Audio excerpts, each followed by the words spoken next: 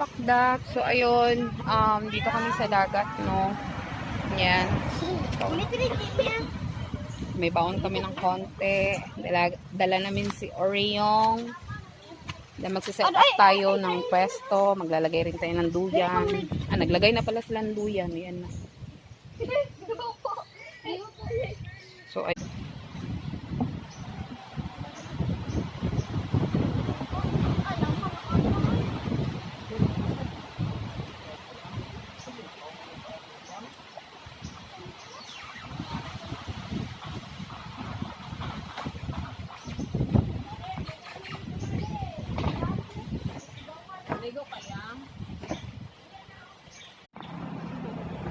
nagduyan-duyan na si Madam.